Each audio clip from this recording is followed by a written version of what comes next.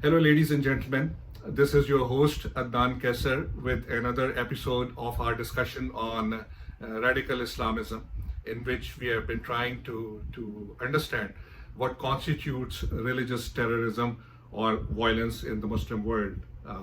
Those of you who have been with me in the past 11 episodes or 11 parts of this discussion, you guys must have concluded that it has not been the faith of Islam per se that has radicalized its followers or the violent global jihadists in particular. But on the contrary, it has been these terrorists themselves who have actually radicalized the whole religion of Islam for their political purposes. So I had earlier planned to give you an outline of the killing of Daesh or the Islamic State's leader Abu Bakr al-Baghdadi. But when I sat down to make my notes, the scope of the presentation expanded. So as I told you in the introductory part, that I always try to pass on more and more information to you so as to open up your intellectual horizon. So if you recall that in the earlier episodes, I try to give you some explanation about the terms which are used, such as Middle East, Maghreb, as well as Sahel. Then later on, I also gave you the definitions about Salafism and Wahhabism. And I also told you what is ideology and what is terrorism.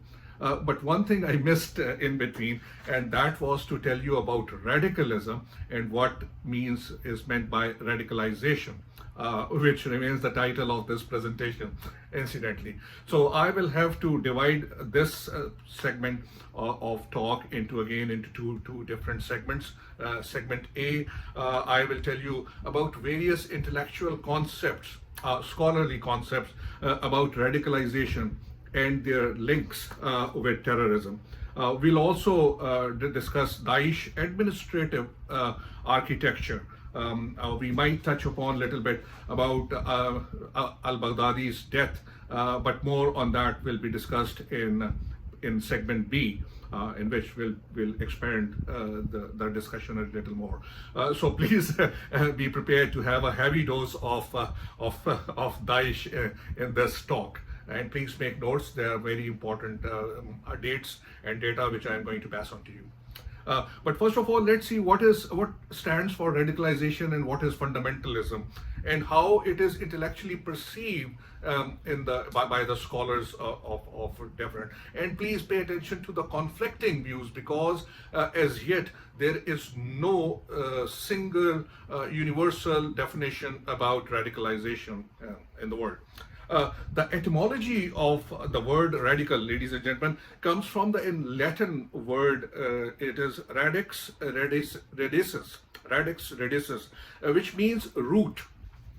The Cambridge dictionary defines radical as believing or expressing the belief that there should be great or extreme social or political change. Whereas according to the concise Oxford dictionary, the word radical means affecting the foundation again, root, going to the root, or seeking to ensure removal of all the diseased tissues from a body. The dictionary's opposite means conservative. It could be moderate but not liberal. So a similar misconception exists among the counter-terrorism strategists about fundamentalism, or what they call fundamentalists, which they interlink with radicalization and obviously bundle them up with terrorism. So the Niagara Bible Conference that defines Christian fundamentalism, and which had been held at the city of Niagara on the lake in Canada every year from 1878 to 1897, used the term fundamentalism for the first time when they defined certain things which it considered as fundamental to a person's belief or faith. Authors like George M. Marsden and other scholars define radicalism and fundamentalism as one, a deep and totalistic commitment to a certain belief. Number two, a strict adherence to the set of basic principles which are often religious in nature. And number three, a reaction to perceived doctrinal compromises with modern social and political life. So obviously, the conflict between religion, faith, and the social and political life. So on the face of it, ladies and gentlemen, these two words, radicalism and fundamentalism, should not be treated as a slur or as an abuse. However, they have been linked to the religious terrorism somehow. In the world of Islam, Wahhabism or the Wahhabist sect is often criticized for being fundamentalist in nature. However, since many Muslim countries practice Wahhabism, like Saudi Arabia, Kuwait, and Qatar, and Bahrain somehow, fundamentalism cannot be termed as terrorism because these countries are not sponsoring state terrorism. However, after the unfortunate 9/11 attacks in the world, ladies and gentlemen, West's preoccupation, or call it their obsession with terrorism, resulted in developing prejudices and fears from the ultra-rightist beliefs in the world of Islam. And scholars like Ira Lapidus and many others, they bundled up terrorism with fundamentalism and radicalism. So the important thing to note is that, as I mentioned earlier, that still there is no universally acknowledged definition of radicalism or fundamentalism. So similar to the adage that I gave you in the beginning of this presentation, that one man's terrorist is another person's freedom fighter. So likewise, a staunch and firm belief of a person or a faith of a community cannot be termed as terrorism, unless of course it begins to harm others. Various government administrations define these terms arbitrarily and link it with terror for their own purpose. In view of their specific biases, their preoccupations, as well as their concerns.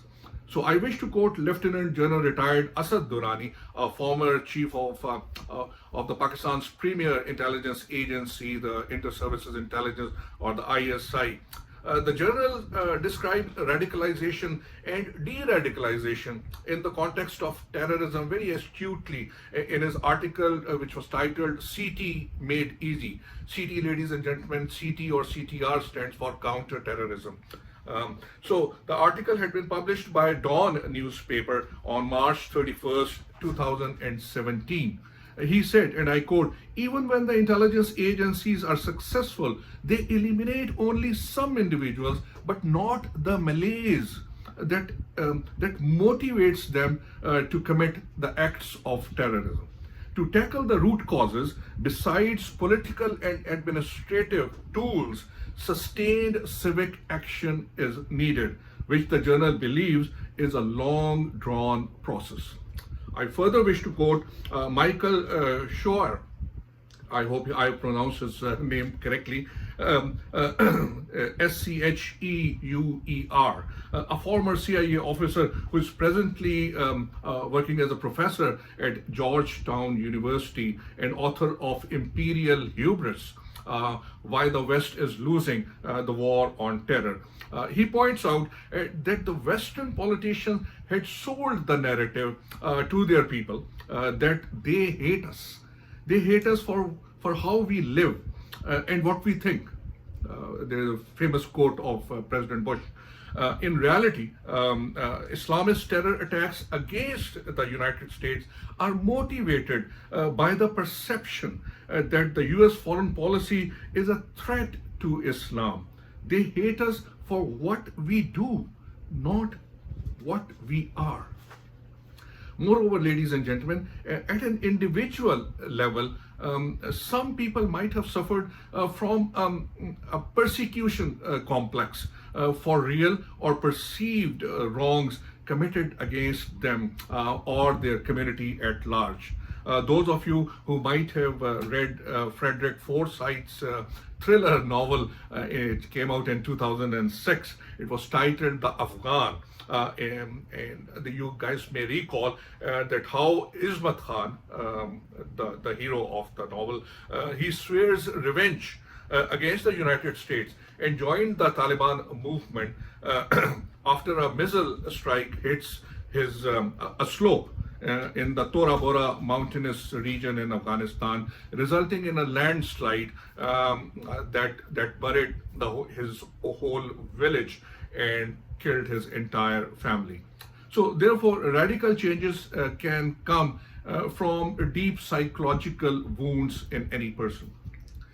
In September 2019 study, it was titled Terrorism in America, 18 years after 9/11. It was published by the New America and authored by Peter Bergen, David Sturman, and Melissa Seilik-Wirk. They concluded that most likely terror threat to the United States today comes from the terrorists inspired by their ideologies across the political spectrum. The ideologies, philosophies, or dogmas could be ISIS inspired and ISIS enabled, but not necessarily ISIS directed. So ISIS stands for Islamic State in Iraq and Syria. So as Al-Qaeda and ISIS have been largely decimated, the idea or the ideology keeps inviting retaliatory attacks, military strikes by the international counterterrorism forces. Excuse me.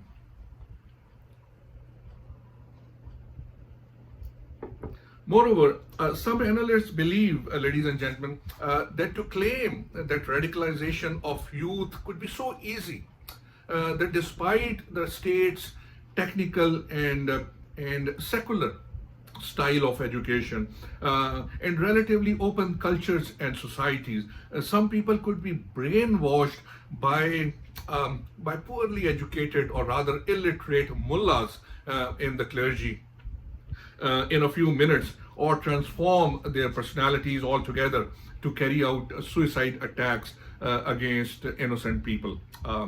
But that, which they think that it negates the concept of denying the complex causes of terrorism. Although there is no denying the fact that certain words of holy scripture or the religious texts carry such magnetism, such a charisma, such a power in them that they can overwhelm a person's psychology or personality altogether and capture his mind totally, forcing him or her to adopt an altogether new persona.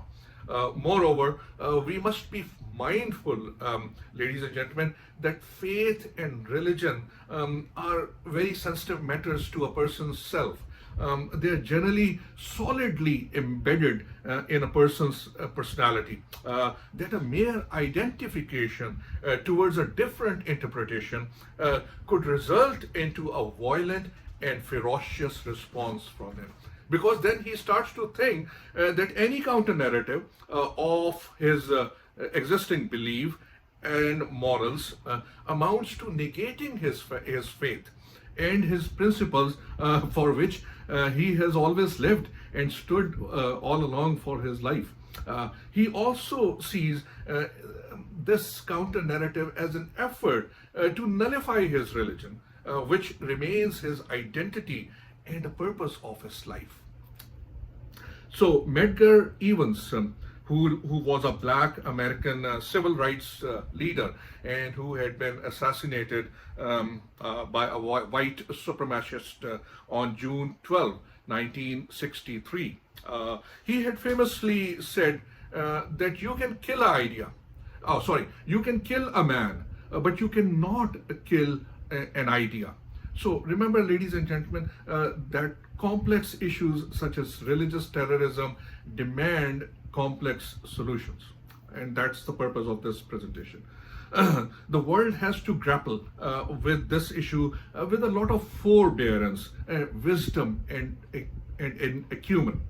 Now let's briefly discuss the killing of Abu Bakr al-Baghdadi, the self-proclaimed Caliph of Daesh, or what you call the Islamic State, aspiring to establish a global caliphate through his reign of terror in the world. So similar to the despicable character of Al-Qaeda's leader Osama bin Laden, the leader of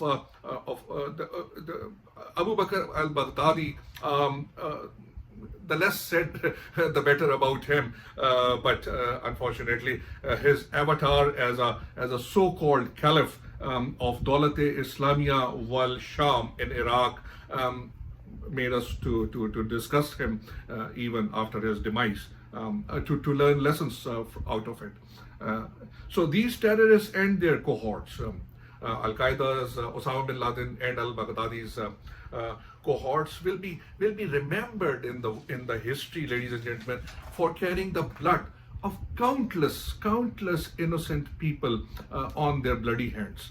It is extremely unfortunate that since the heart-wrenching terrorist attacks of 9/11, the international community started to view Islam as a radical or militant religion, which, God forbid, ordains its followers or its adherents to kill and maim innocent people around the world, as well as to terrorize states and threaten world peace and security. That we all know, ladies and gentlemen, is not true at all.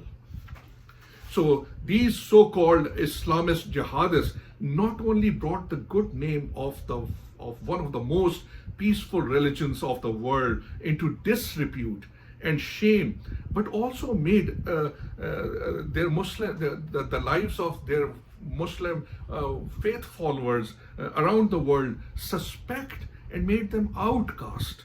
It was due to these jihadist terror that the Western civilization began to view each and every Muslim a potential terrorist. So, despite the killing of Abu Bakr al-Baghdadi, the world's bête noire and one of the most wanted terrorists in the world, the question is, what next? With assorted claims by the world leaders about defeating Al-Qaeda and Daesh in the past, which I have been mentioning you in the previous episode, can we feel satisfied that the last vestiges of jihadists and terrorists have been totally eliminated? The answer, sadly, is no, because we have still have been unable and as well as unwilling to address the root causes of Islamic radicalization among a section of a Muslim youth. The West, meanwhile, remains driven by killing as many terrorists in the world. However, as I had mentioned earlier, that without doing 5 things, the cancer of terrorism cannot be fully exterminated as it keeps spreading in different shapes, forms, and kinds and manifestations around the world. So first of all, it is incumbent to understand the ideology, the driving force, and the motivation of these jihadist militants. Secondly, the jihadist political grievances need to be understood and addressed, including bringing an end to the historic repression by the autocratic regimes and oppressive monarchies in the Muslim world. Number 3, convincing the militant ideologies as well as the ordinary Muslims who support the jihadist cause, both overtly as well as covertly, through an effective and legitimate counter-narrative, ladies and gentlemen, that their view and their version of puritanical Islam is misplaced in the 21st century. Number 4, bring a sea change in the outlook and policy of the governments in Europe and other Western countries towards their Muslim migrants as well as refugees who take asylum in Western countries for their prosperity and security of their lives. And number 5, separating the criminal bands from the ideologically core extremists and fundamentalists and exterminate them by using kinetic force. So, a word about Daesh administrative structure. Islamic State or Daesh, ladies and gentlemen, had a very, very robust hierarchical model, or what is called the vertical architecture, as well as a well laid out horizontally and elaborate horizontal administrative structure. So similar to any terrorist organization in which the shelf life excuse me, of its leader stays very short, the impact of any decapitating strike by counterterrorism forces remain more symbolic rather than operational or even paralyzing for the entire organization. So Daesh has also moved on after the physical elimination of its so-called Caliph Abu Bakr al-Baghdadi and his burial at sea to avoid his legacy to be formed in a shape of a shrine or any physical structure. And as I had submitted earlier, the removal of a leader from a terrorist organization from the scene hardly affects the actual functioning of any terror organization, leaving the group's global jihadist brand and its efficacy as an insurgent group largely intact. So during its reign in power, Daesh ran a well-organized administrative mechanism as well as a well-oiled state machinery that including minting its own currency, producing school textbooks, levying taxes, including jizya on its non-Muslim subjects, and generating millions of dollars from the illicit sale of oil through smuggling. Now recall, ladies and gentlemen, what I had told you in the beginning, in the initial episodes of this presentation about terror groups' far-sightedness, their preparedness, and their wisdom and acumen through Abu Bakr al-Naji's Idaratul Wahash, or the governance in wilderness through the management of savagery, as well as through Abu Musab al-Suri's call to arms for a global jihad, and Al-Qaeda's 7-stage strategy by the Egyptian colonel Saif al-Adl. I gave you everything in the past episode. So I hope you're making some sense out of it, that these terror groups, what is the method in the madness of these terror groups. So since these jihadis too face no dearth of new leadership as well as fresh recruits, so this Hydra-headed Islamic radicalism and religious terrorism continues to fester and mushroom among the disenchanted and disenfranchised Muslim youth. That's why, ladies and gentlemen, the killing of Abu Bakr al-Baghdadi and another Al-Qaeda's top-ranking leader named Abu Mohsin al-Masri, Abu Mohsin al-Masri in Afghanistan on October 24th this year, 2020, amounts to nothing. Al-Masri had been on the United States Federal Bureau of Investigation's most wanted terrorist list, although the head of the U.S. National Counterterrorism Center, Chris Miller, called al-Masri's removal from the battlefield as a major setback to a terrorist organization that is consistently experiencing strategic losses facilitated by the United States and its partners. So it is extremely naive and purely simplistic to think that just by killing the terrorists one after another, you would completely end the terror from the face of this planet. That is not possible. So I have told you earlier that even President Obama had claimed in the past to have exterminated Al-Qaeda. And after the suicide of Abu Bakr al-Baghdadi, upon facing an imminent arrest by the U.S. forces. He blew himself up by using a suicide jacket which he was wearing. So President Trump also declared to have decimated Daesh in Iraq. But ask yourself, ladies and gentlemen, has the terror or the terror organization ceased to exist in the world? The simple answer is no. That's why, in my opinion, the celebrations in the West at the killing of Abu Bakr al-Baghdadi as well as Abu Mohsin al-Masri, the Al-Qaeda leader, sadly remain misplaced and disconnected from reality. In an interview with a Pakistani journalist named Hamid Mir in Afghanistan's Tora Bora mountainous region in March 1997, Al-Qaeda's leader Osama bin Laden had predicted, and I wish to quote, he said, "It does not matter if I die. It does not matter if I die. My death and the death of others like me will one day awaken millions of Muslims from their apathy." So the fact that today Al-Qaeda is present in more countries than it was at the time of 9/11 attacks and boasts some 30,000 to 40,000 fighters around the world under its banner has arguably proven that bin Laden was right at that time. So according to a recent United Nations report by its analytical support and sanctions monitoring team, Al-Qaeda remains resilient and increasingly threatening.